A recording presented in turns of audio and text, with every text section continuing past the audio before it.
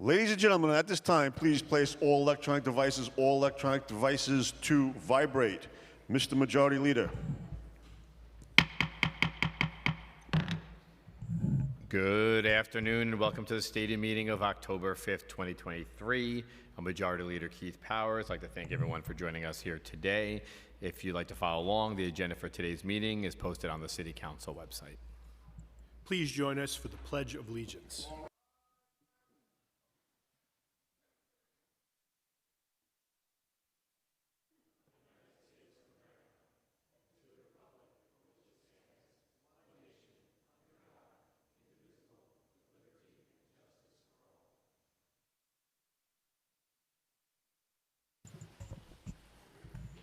Roll call. Abreu. Present. Ariola. Present. Aviles. Presente. Ayala. Barron. Here. Botcher. Present. Brannan. Here. Brewer. Here. Brooks Powers. Here. Caban. Present. Carr. Present. De La Rosa. Here. Dinowitz. Present. Farias. Present. Felice. Here. Gennaro. Here. Gutierrez. Present. Hanif. Here. Hanks. Present. Bless you. Holden. Here. Hudson. Here. Joseph. Here. Kagan. Present. Krishnan. Here. Lee. Here. Lewis. Present. Marte. Present. Mealy. Here. Menon. Here. Moya.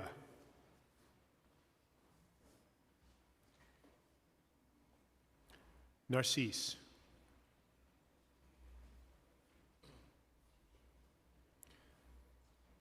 Nurse. Here. Osei.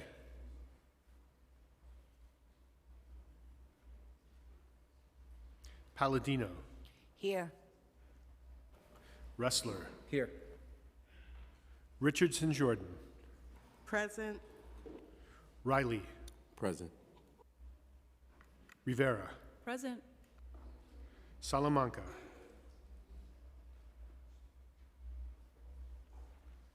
Sanchez. Present. Shulman. Here. Stevens. Here. Ung. Present. Velasquez. Present. Vernikoff. Williams. I'm here. Juan. Here. Yeager. Here. Borelli.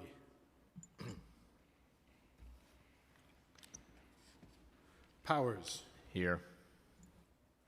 Speaker Adams. Present.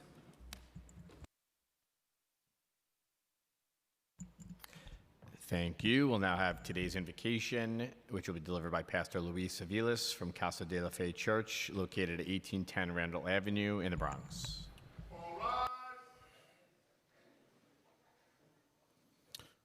Amen. Let's pray. Oramos todos.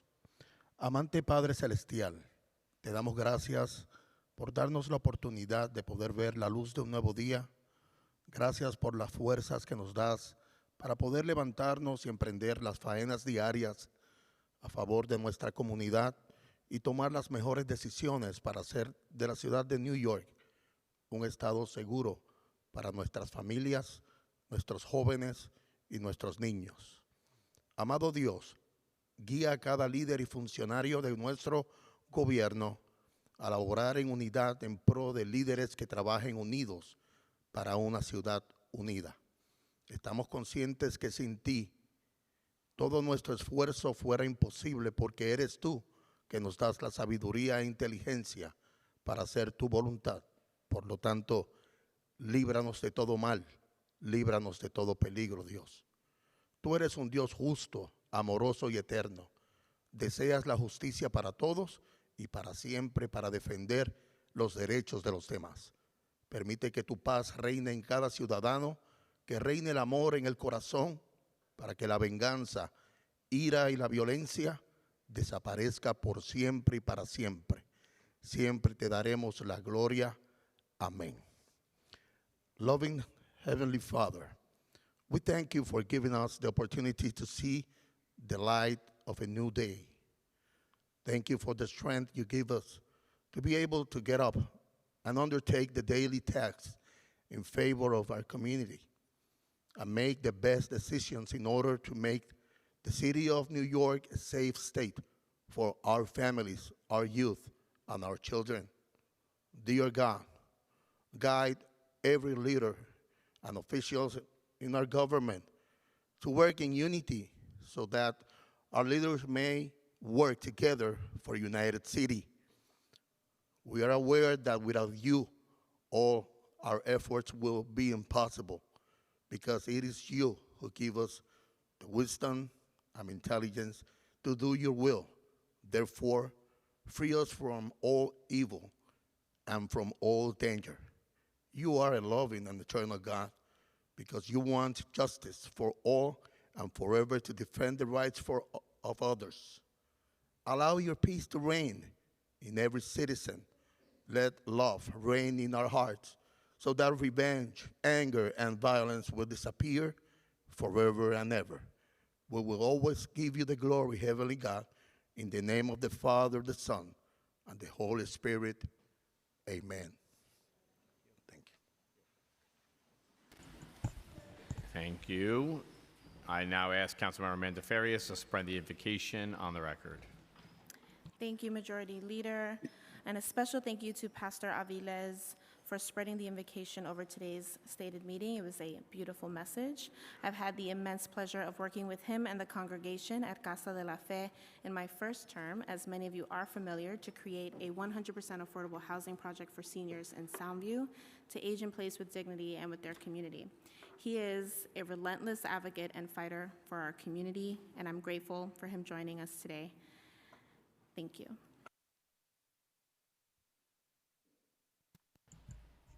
Thank you. We'll now move to the adoption of the minutes. None. Messages and papers from the mayor. None. Communication from city, county, and borough offices. None. Petitions and communications. None. Land use call-ups. None. Thank you. We'll now have communication from Speaker Adrienne Adams. Thank you, Majority Leader, and good afternoon, everyone. I want to begin by acknowledging the death of a 27-year-old man at Rikers this morning. His death marks the ninth death at Rikers this year and follows on the heels of Danny Ubera's death just 6 weeks ago. As these deaths and the continued violence underscore, public safety demands that we close Rikers without delay. I also want to acknowledge the heartbreaking death of 1-year-old Ella Vitalis in Brooklyn. Losing a baby is always painful and tragic, and my heart is with her loved ones and community grieving baby Ella's loss. I also want to take a moment to express my condolences to the family, friends, and colleagues of 32-year-old Ryan Carson, a beloved community and environmental activist who was killed while waiting for the bus in Brooklyn earlier this week. By all accounts, Ryan was a passionate, devoted, and kind New Yorker who dedicated his life to preventing overdose deaths and creating a better future. Our hearts, as several of us knew him, our hearts are with his loved ones during this difficult time. Too many New Yorkers' lives have been lost and affected by violence. Comprehensive solutions that prevent violence and help survivors and communities recover from it are needed to advance public safety. In observance of Breast Cancer Awareness Month, the Women's Caucus is partnering with the American Italian Cancer Foundation to bring a mammogram bus to the front of City Hall today until 4:30 p.m. They will be providing free mammograms for those ages 40 and up, So if you're eligible and interested, I encourage you to sign up through our Women's Caucus. On Thursday, October 12th at 5:30 p.m., the Council will be hosting its Hispanic Heritage Month celebration right here in the Council chambers. Thank you in advance to our hosts, Deputy Speaker Diana Ayala, and Council members Alexa Aviles, Amanda Farias, Jennifer Gutierrez, Chris Marte, Carlina Rivera, Rafael Salamanca, Pierina Sanchez, and Marjorie Velasquez. We look forward to a fantastic and festive celebration. This morning, members of our Jewish caucus and other members and I had the honor of hosting a Sukkot celebration at the Sukkah in front of City Hall. And what I love about Sukkot is that it's an inclusive and joyous holiday that provides us the opportunity to break bread with our friends and neighbors. We also presented City Council proclamations to Jewish community leaders Saralei Idels and Ruth Lichtenstein. Chag Sameach to all who celebrate. October is National Domestic Violence Awareness Month, a time when we recognize and uplift survivors of domestic violence. Here in New York City, thousands of domestic violence cases are reported each year, yet we know there is an undercount due to the trauma and stigma associated with domestic violence, resulting in survivors living in fear and silence.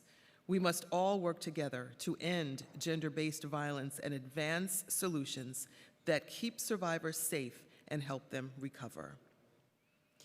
October marks the start of Italian American Heritage and Culture Month, German American Heritage Month, Filipino American Heritage Month, and Polish American Heritage Month. I also want to recognize October as AIDS Awareness Month, Dyslexia Awareness Month, and National Bullying Prevention Month. In the upcoming days, we will also be celebrating several important holidays, including Uganda Independence Day on October 9th, Cuba Independence Day on October 10th, Indigenous Peoples Day on October 10th, and World Teachers Day on October 11th. October 11th is also National Coming Out Day, which was first observed in 1988 in support of our LGBTQIA+ communities. It celebrates coming out as an act of liberation that confronts silence and ignorance and combats homophobia. Visibility is critical, and that's why we stand in allyship with our LGBTQIA+ communities.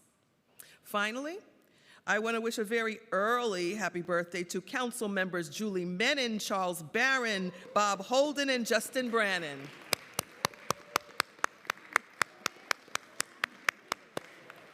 Now let's move on to our stated agenda. First, we'll vote on the following finance items: a transparency resolution approving new designations and changes of certain organizations receiving funding in the expense budget.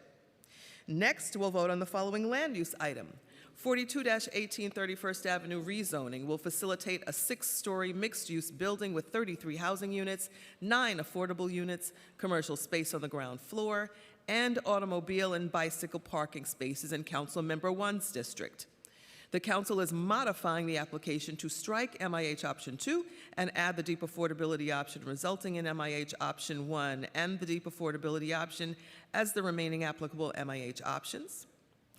Today, we will vote on the following resolutions. Resolution 475, sponsored by Councilmember Amanda Farias, calls on the New York State Legislature to pass and the Governor to sign legislation to create a purple alert system for missing victims of domestic violence. Thank you to our staff members Elizabeth Arts, Christy Dwyer, and Sahar Mozami. We'll also vote on the following pieces of legislation. Introduction to 857A, sponsored by Education Committee Chair Rita Joseph, would expand disaggregated data currently captured by the Department of Education's reports, including reporting on the evaluation for and the provision of special education services to include students who are in foster care or in temporary housing. Thank you to our staff members Sahar Moazami and Nadia Jean-Francois. Introduction 576A, also sponsored by Councilmember Joseph, would require the Department of Parks and Recreation to inspect and issue a report on each public restroom under its jurisdiction that has routinely been given an unacceptable rating after inspection. The report would be required to be published on the department's website. Thank you to our staff members Chris Satori and Patrick Mulvihill. Introduction 1065A, sponsored by Councilmember Eric Botcher, would require the creation of an urban forest plan that aims to expand the tree canopy from the current 22% coverage to 30% coverage. The plan would be required to evaluate the distribution, health, and stability of the city's urban forest, identify the causes of tree canopy and urban forest gain or reduction, and recommend strategies to remediate any urban forest loss, as well as prevent similar loss in the future and facilitate gain in the tree canopy. In addition, the legislation requires an outreach plan to educate property owners by providing them with information and strategies on how to protect and expand the trees and vegetation located on private property. Under this bill, the city would be required to collect data to monitor the effectiveness of the plan and the condition of the tree canopy at least every 5 years. The urban forest plan must be submitted to the mayor and the council and be updated every 10 years. Thank you to our staff members Chris Satori, Patrick Mulvihill, and Connor Mealy.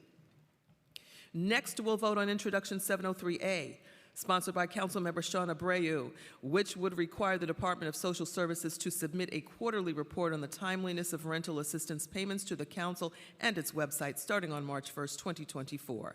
This legislation will help address late payments of City FEP's rental assistance vouchers, a growing problem that places New Yorkers at risk of evictions.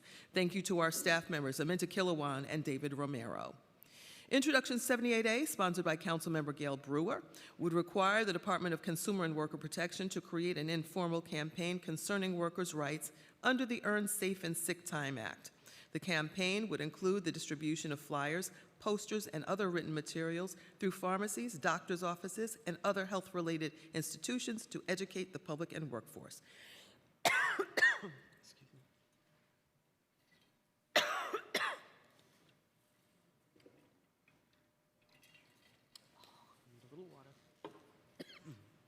Excuse me. Introduction 818, also sponsored by Councilmember Brewer, would require the Department of Consumer and Worker Protection to implement an outreach and education campaign regarding the Temporary Schedule Change Act. Under this law, covered employees have the right to temporary changes in their work schedule for certain personal events. The outreach and education shall be provided to employers, employees, and members of the public who are likely to be affected by the law. Thank you to our staff members, Elizabeth Arts, Ria Okasawa, and Natalie Meltzer, and Sarah Swain. Pardon me. And Introduction 1094A, sponsored by Criminal Justice Committee Chair Carlina Rivera, would require the Department of Correction to record all interactions when an incarcerated individual is informed of their scheduled court appearance. It would also require DOC to provide this information and real-time updates regarding an incarcerated individual's departure from their housing facility on the date of a scheduled appearance to defense attorneys. In addition, monthly data on court production outcomes would be required for submission to the mayor, the council, and DOC's website. More than 1/4 of people detained in our city's jails were not brought to court on time for their hearings and trials between September and December 2022. This record high rate of failure has contributed to growing lengths of stay for those detained in city jails. An April report by the Federal Monitor found that the average stay is 115 days, which is 4 times the national average. The longer those who are incarcerated stay in jail, the larger our jail population, and that must be resolved as we get closer to the 2027 deadline to close Rikers. It's critical that our city government takes steps to ensure those who are detained are brought to their court hearings and trials on time, and this legislation will help advance those efforts. Thank you to our staff members, Natalie Meltzer and Jeremy Whiteman. Thank you all for your attention, and I turn it back over to our Majority Leader. Thank you, Speaker Adams. We're going to now move into the discussion of general orders. We will begin with Councilmember Brewer, and followed by Councilmember Rivera. Thank you very much. I am here to talk about Intro 78 and Intro 818 mentioned by the Speaker. They are ongoing informational campaigns, First Earned Safe and Sick Time Act, which I call the Paid Sick Time Act, and Temporary Schedule Change Act. I want to point out this is the 10th anniversary of the passage of the city's Earned Sick Time Law, which I had a lot to do with many years ago. And I want to thank all the groups that were part of that, including the Better Balance, Community Service Society, Make the Road, CWA, and many labor partners and working families and all the individuals. It actually talked about, at that time, 3.4 million private sector workers in New York and 1.2 million who had no access to paid sick time before the law was passed. And since then, that law has been several times expanded to a good thing, more family, adding domestic violence, and increasing time available for workers at larger employers. The Temporary Schedule Change Act, passed in 2017, was part of a really wonderful council package of laws under the Fair Work Week and Fast Food Worker Empowerment bills. And yet 2 years after all of this, those two bills in particular, Community Service Society did a report finding that unpredictable scheduling abuses are still widespread, particularly for low-wage workers, and A Better Balance has also published a report finding the same findings. So we know that real change doesn't end with the passage of any law. That's why we have these two laws today. I want to thank Manhattan Borough President Mark Levine for your partnership on Intro 78 and Community Service Society also. I want to say in terms of the paid sick days, or it's called earned sick time law, I particularly want to thank former CSS employee Nancy Rankin because she wrote it. I also want to thank Sherry Lewin from A Better Balance.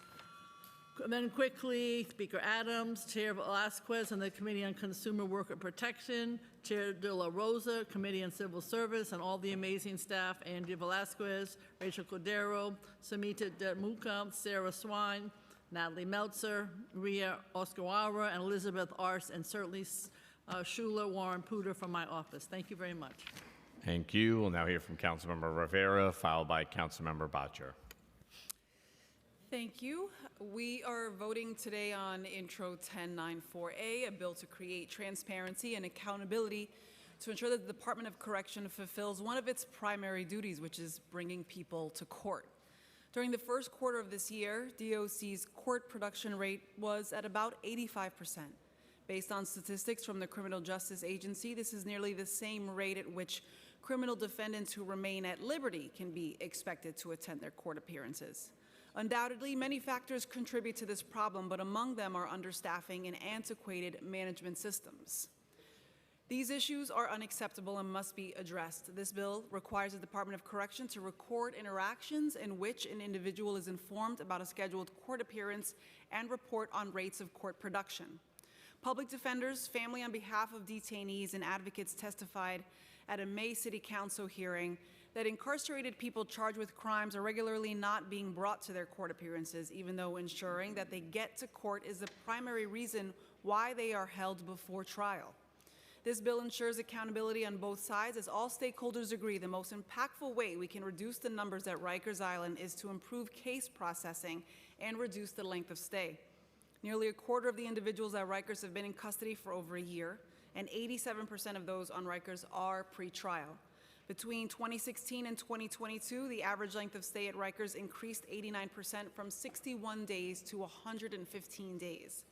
When people are not produced for court, it further stresses an already backlogged court system. It can delay a person's release. It can delay connections to vital programs and services. Extended time in pretrial detention is bad for everyone. It increases the likelihood of conviction and subsequent recidivism, and it's essential we expedite case delays and at the very least provide a very basic function. I encourage my colleagues to vote aye, and I'm very thankful to the Criminal Justice Committee staff, my own team, the legislative team, and the advocates. Thank you.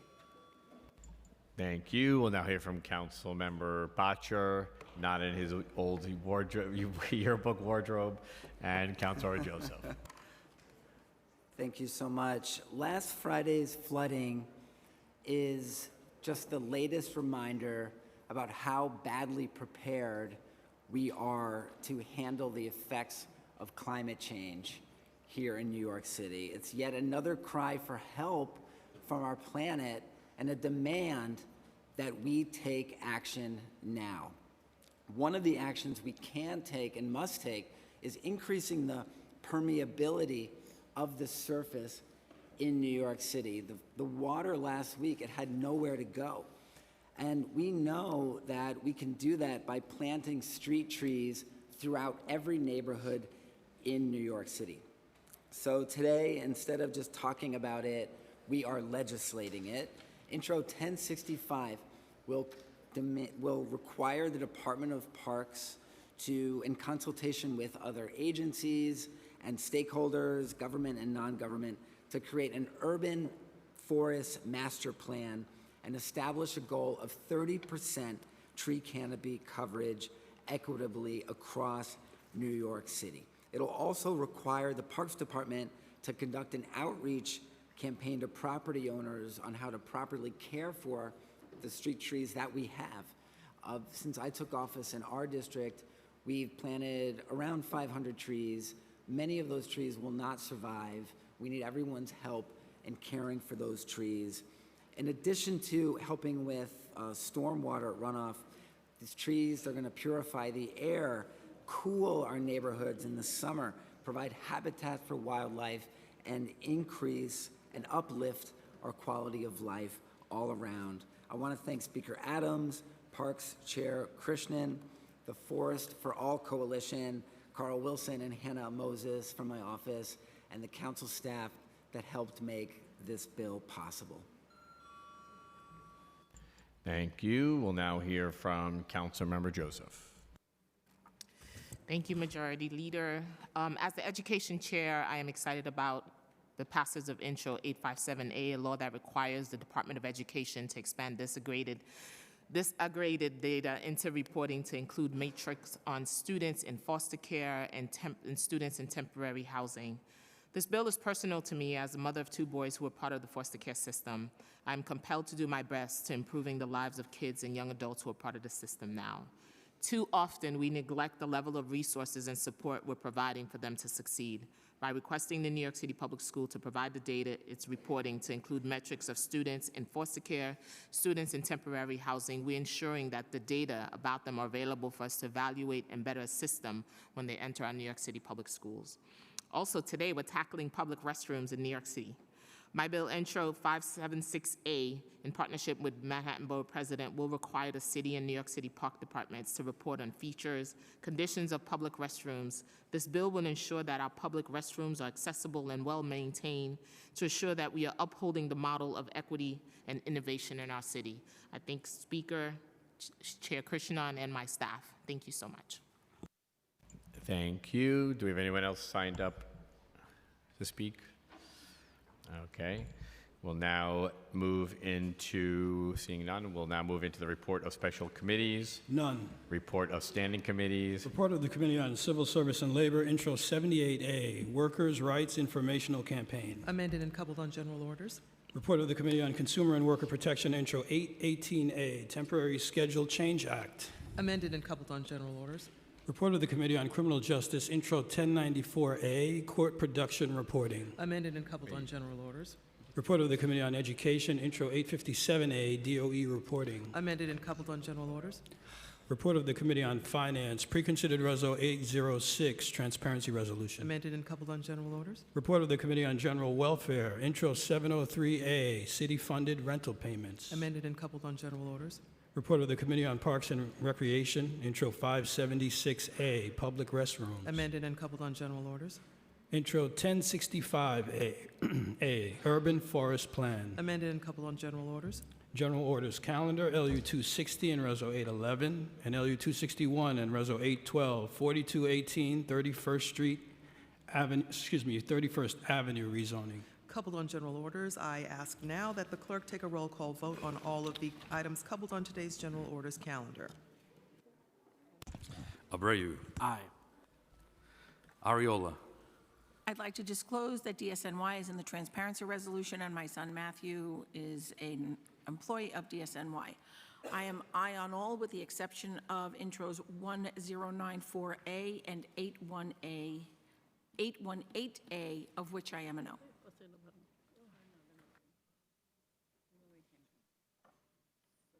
Thank you. Aviles. Aye. Thank you. Ayala. Barron. I vote no on LU 260 and accompanying Reso 811, no on LU 261 and accompanying Reso 812, and aye on all. Thank you. Butcher. Aye on all. Brennan. Aye. Brewer. Aye on all. Brooks Powers. Aye on all. Caban. Aye on all. Carr. I'd like to disclose on the record that in the transparency resolution, CUNY is being funded and my spouse is a student at CUNY, and I vote no on introduction 818A and 1094A, and aye on the rest. Thank you. De La Rosa. Aye on all. Dinowitz. Aye on all. Thank you. Farias. I vote aye on all. Feliz. I know, and I'd like to disclose that I work for the CUNY system, which we are funding today. Thank you. Thank you. Gennaro. Aye. Gutierrez. Aye. Hanif. Aye. Hanks. Aye. Holden. Aye on all except for intros 1094A and 1818A, of which I vote no. Thank you. Hudson. Aye. Thank you. Joseph. Aye on all. Kagan. I would like to disclose for the record that my daughter is a CUNY student and transparency resolution funding CUNY. I'm saying nay to 1094A and 818A and aye on everything else. Thank you. Krishnan. Aye. Lee. Aye on all. Lewis. Aye on all, and I'd like to disclose for the record that my sister is a student at CUNY.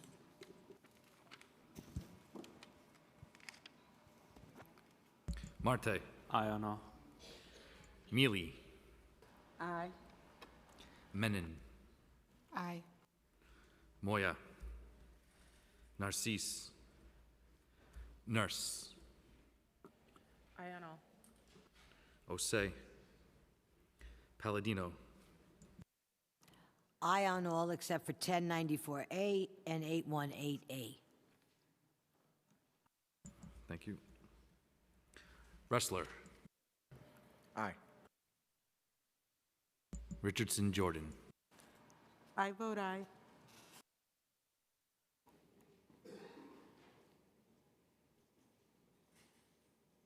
Thank you. Riley. Aye. Rivera. I vote aye on all. Salamanca. Permission to explain my vote?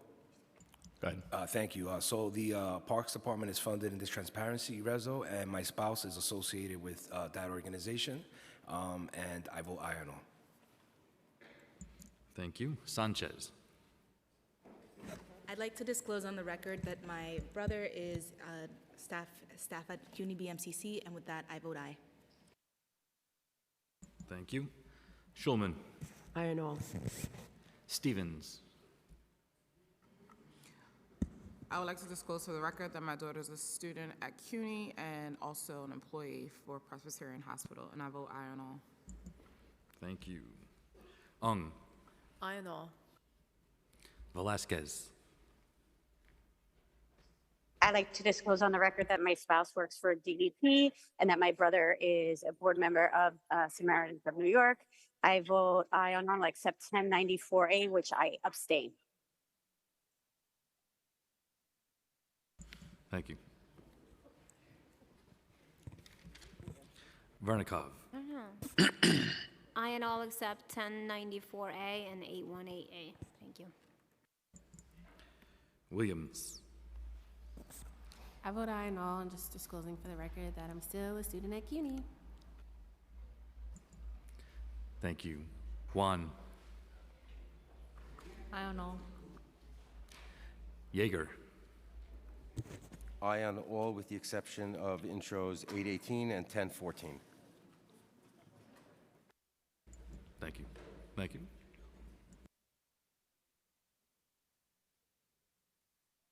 Councilmember Riley.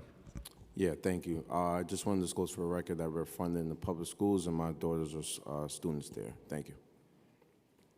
Thank you. Borelli. I'd like to disclose on the record that I am a distinguished adjunct lecturer at CUNY, and I'd like to disclose that the speaker is actually the answer to a bonus question on my midterm next week.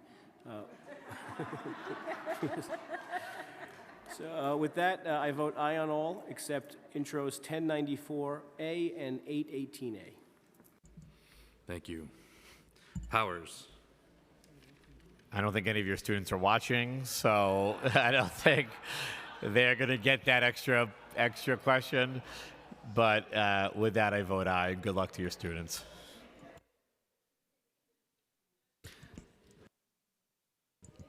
Speaker Adams.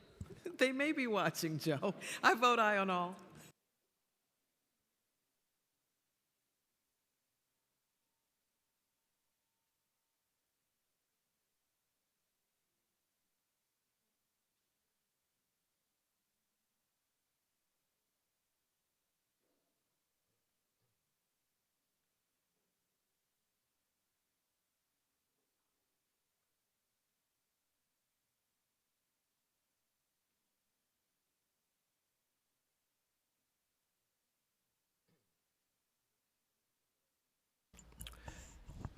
All items on today's general order calendar are adopted with a vote of 47 in the affirmative, 0 negative, and 0 abstentions. With the exception of land use items 260 and 261 and accompanying resolutions adopted by a vote of 46 in the affirmative, 1 negative, and 0 abstentions. Intro 818A adopted by a vote of 39 in the affirmative, 8 negative, and 0 abstentions. Intro 1094A adopted by a vote of 38 in the affirmative, 8 negative, and 1 abstention. We'll now move into the discussion of resolutions. I don't see anyone currently signed up to speak on today's resolutions. Oh, we're going to move to actually Councilmember Farias to speak on today's resolution. I was going to pass today, but I'm happy to. So today we are voting on an important and urgent resolution of mine, Reso 475, to call on New York State to create a purple alert system for missing victims of domestic violence. It's been reported that with each minute that goes by in the United States, 20 people experience domestic violence. That trend is only heightened here in my home borough of the Bronx and continues to have the highest rates of domestic violence in New York City. As we know, domestic violence is a nationwide epidemic that affects our families, our communities, and our society as a whole. In these dire circumstances, time is often of the essence. Therefore, by creating an emergency alert system specifically tailored to address missing persons in cases of domestic violence is an indispensable solution. This alert system has the potential to save lives, reunite families, and serve as a powerful deterrent against violent perpetrators. I stand united with my colleagues in fighting this issue both at the city and state levels. That's why I'm proud to have championed this resolution with my colleagues and members of the Women's Caucus to call on New York State to create a purple alert system for missing victims of domestic violence. Thank you to the state sponsors on this bill, Assemblymember Anderson and Senator Salazar, and Chair Caban for championing this issue and their leadership. Thank you. Thank you. Seeing no one else signed up to speak, we'll now have a voice vote on today's resolution. If you wish to vote against or abstain from today's resolution, please notify the Legislative Documents Unit by email or by approaching the dais. I'll now read today's resolution into the record. Resolution 475 calls on the New York State Legislature to pass and the Governor to sign legislation to create a purple alert system for missing victims of domestic violence. Will all those in favor please say aye? Aye. All opposed say nay. Any abstention? The ayes have it. We'll now move into the general discussion. We will begin with Councilmember Barron, followed by Councilmember Brewer. You have 2 minutes each. Thank you, my colleagues. I wanted to bring you to the attention of a resolution I'm putting forth in protection of the African People's Socialist Party and their chairman, Omali Yeshitela. And the reason why I'm bringing this forward is because it's a severe abuse of power by the FBI on black activists who speak out in dissent against an American policy. I just want to read you a little part of it. On July 29th, 2022, at 5 a.m. in the morning, the FBI stormed the home of Omali Yeshitela, chairman of the African People's Socialist Party in St. Louis, Missouri. Yeshitela stated that the agents deployed flash grenades, carried automatic weapons, damaged the property of his neighbors, handcuffed him and his wife. Agents refused to show him a search warrant and absconded their cell phones and other devices in their home and destroyed much as they can. And why did they do this? Because they said they exercised their free speech to disagree with the American government on the Ukraine war. They were spreading Russian propaganda. They said that Russia talked them into doing reparations forums when they've been doing it for 50 years. So this resolution is saying, beware, because if it happened to them, it happened to Malcolm X here, the Black Panther Party, Panther 21. Tupac Shakur's mother, Afeni Shakur, defended the Panthers. They said they wanted to blow up botanical gardens. They were acquitted. This has happened throughout our history. W.E.B. Du Bois, Marcus Garvey, stop the FBI from this abuse of power against those who exercise free speech and speak out on behalf of our movements. We're calling on the local police department not to assist the FBI in this abuse of powers. We say drop the charges, hands off the Uhuru 3, forward ever. Thank you, Councilmember. We'll now go to Councilmember Brewer, followed by Councilmember Carr. Thank you. Intro 1211, it's a bill to provide those impacted by domestic violence with guidance on making voter registration records confidential. In 2021, Governor Hochul did sign a bill to make it easier for those impacted by DV to keep their registration records confidential, but people don't know about it. So this particular bill would require the Office to End Domestic and Gender-Based Violence to distribute information to individuals receiving services at the Family Justice Centers and elsewhere, and assistance in preparing and submitting written statements to the Board of Elections so that their records are confidential. Number 2, Resolution 809 calls on the legislature to pass the Voting Integrity and Verification Act of New York. This is a response, as you heard, that the Board of Elections on the state level certified the Express Vote X11. Cybersecurity election experts universally pan the touch screen technology. Many states have switched back to voter-marked paper ballots, and this particular Express Vote uses Windows 10, and it might be less secure, so we're concerned about that. And then Resolution 810, I've been a long supporter of expanding voter rights to young people. This particular resolution supports the Hoylman bill to allow anyone to turn 16 by the end of December to register to vote in local elections, as well as to require that students in the 9th through 12th grade receive a minimum of 8 class periods worth of civics education to accompany that. Thank you very much. Thank you, Councilmember. We're now going to Councilmember Carr, followed by Councilmember Ariola. Thank you, Majority Leader. Kag Sukkot Sameach to all those who are celebrating in the city today, especially our colleagues. I appreciate Chair Dinowitz's invitation to the event earlier today. We're in the midst of Italian Heritage Month, and next week is Columbus Day. And my Italian caucus colleagues and I will be marching in the parade next week, and I invite any colleague here present and the rest of us who would like to join us to please do so on Monday. And I know Columbus Day has become a source of controversy in this city and in this day, but it was a hard-fought holiday for which Italian forebears of ours fought desperately for recognition. And our community endured significant ridicule, caricature, prejudice, discrimination, and even, unfortunately, at times violence in its mission and its quest to find a place in this country. And they did so. And this holiday has been celebrated for a number of years now. Its first time nationally was in 1892, thanks to President Benjamin Harrison. And it coincided actually with the first publication of our Pledge of Allegiance, a great marriage of Italian identity with its new identity here as Italian Americans. And it's been celebrated in statute since 1968. It is something for which Italian Americans are very proud. It's how we see ourselves as a community as being part of the American story from its very beginning. And I hope that all my colleagues join us in celebration next week. Thank you. Thank you. We'll now go to Councilmember Ariola, followed by Councilmember Riley. Thank you. As a member of the Italian American Caucus and an Italian American who represents a district with one of the largest Italian American populations in the city, I categorically reject the idea of renaming Columbus Day to Italian American Heritage Day.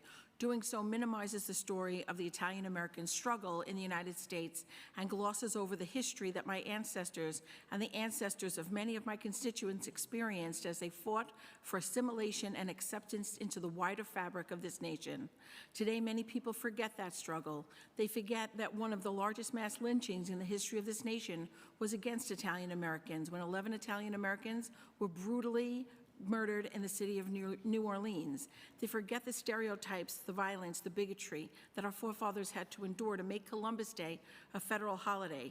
The name Columbus and the celebration of Columbus Day has a much deeper meaning for many of us, much deeper than simply remembering the explorer and the individual. And that meaning should not and cannot be forgotten. It is a symbol of inclusion into America, of acceptance, and of defining our place in American history. The man himself may be a matter of debate for another area, but what that day symbolizes for Italian Americans is something very distinct. And for that reason, I urge my colleagues to continue to use the terminology that our ancestors fought so hard for. Thank you for the time. Thank you. Councilmember, now go to Councilmember Riley, followed by Councilmember Hanif. Thank you, Majority Leader. I'm here to ask for your support on two bills I am introducing today, Intro 1217 and Intro 1218. Intro 1218 will require developers of economic development projects receiving $1 million or more in financial assistance from the city or city's economic development entity to provide prevailing wages to workers performing construction work at such projects. When the city agency or city economic development entity undertakes a project, they are not only signing up to improve and redevelop a property, but also to reinvest into those local communities with well-compensated employment opportunities. This bill will support job retention and growth for laborers, mechanics, construction workers, and others who deserve a prevailing wage. This measure is not about stiffening economic growth or imposing burdensome regulations. It's all about ensuring that as our city prospers, so do our hardworking individuals who pour their sweat and effort into building its future. When we guarantee fair compensation, we are strengthening our communities, reducing income disparities, and creating a more stable and thriving local economy. Intro 1218 carries the promise of fair and just compensation for our construction workforce, ensuring that no worker is left behind in pursuit of progress for New York City. Thank you to my colleagues, Councilmember Brandon, Ressler, and Wan for co-prime sponsoring this bill, and to all other members standing with me on this piece of legislation. Thank you to the New York City District Council of Carpenters for your partnerships and advocacy in supporting prevailing wages for the hardworking individuals who both literally and figuratively built this city. The second bill is Intro 1217, would establish a framework for collaboration between the Parks and Recreation and tree owners, striking a balance between safe recommendations and individual responsibilities for tree maintenances, particularly for structurally unsound privately owned trees. The Department of Parks and Recreation will be permitted to abate the danger posed by such trees if the owner does not, within the time established by the order, if the trees possess imminent danger. I encourage my colleagues to support both of these pieces of legislation for equitable pay and promoting a proactive approach to public safety. Thank you, Majority Leader. Thank you. We'll now go to Councilmember Hanif, followed by Councilmember Schulman. Thank you. 1218 is a great bill. Today I'm proud to introduce Intro 1212 alongside Councilmembers Ressler, Gutierrez, De La Rosa, Hudson, Sanchez, Nurse, and Wan. On September 22nd, the administration announced that shelter placements of single adult asylum seekers would be capped at 30 days and threatened to expand this policy to families with children moving forward. This policy is undeniably cruel. It is also counterproductive to our shared goals of getting asylum seekers to a point of economic independence. Forcing people out of the shelter makes it harder for people to apply for asylum, TPS, and work permits due to address change and lack of stability. We need to be setting our new arrivals up for self-sufficiency, not kicking them to the street. And let's be clear, street homelessness is the inevitable outcome of the 30-day rule. Our bill would end the 30-day rule by prohibiting the city from implementing limitations on stays at shelters, HERCs, and respite centers. It would apply to asylum seekers and longtime New Yorkers alike. The mayor's directive is a short-sighted policy, and the council needs to step up to prevent a spike in street homelessness. I want to thank the Legal Aid Society, Coalition for the Homeless, NYLAG, Mobilization for Justice, Urban Justice Center, Open Hearts Initiative, WIN, Women in Need, Homeless Services United, and for their support and collaboration on this bill. I encourage my colleagues in the council to sign on to this legislation as a sponsor. Thank you. Thank you. And finally, we'll hear from Councilmember Schulman. Okay, what I want to talk about is a couple of things. One is the Sukkot ceremony today. I want to thank every single one of my colleagues who attended. It was one of the largest attended events that we've had. I want to thank the speaker for her unwavering support for the Jewish community. And I also, on a totally separate note, as a breast cancer survivor, I want to mention, I know that other folks have, that October is Breast Cancer Awareness Month. My breast cancer was found during a routine screening, so I encourage people to get screened. The Women's Caucus has a van outside of 253 Broadway. And one of my colleagues asked me, what are you doing this month for breast cancer awareness? And I want to make people know that I sent a letter to the governor yesterday. There is a bill sitting on her desk that would force insurance companies to pay for biomarker testing, which means for cancer treatment, which would mean that you get individualized treatment, and it's very cutting edge, and it's proven to save lives. And the governor's office got back to me today and said they're looking at it this week, so I'm very proud of that. So thank you. Thank you. Do we have any other folks sign up to speak? Seeing none, I'm now calling on Speaker Adrian Adams to close today's stated meeting. Are you sure? I mean, we can, yeah. Thank you, Majority Leader. The stated meeting of October 5th, 2023 is hereby adjourned.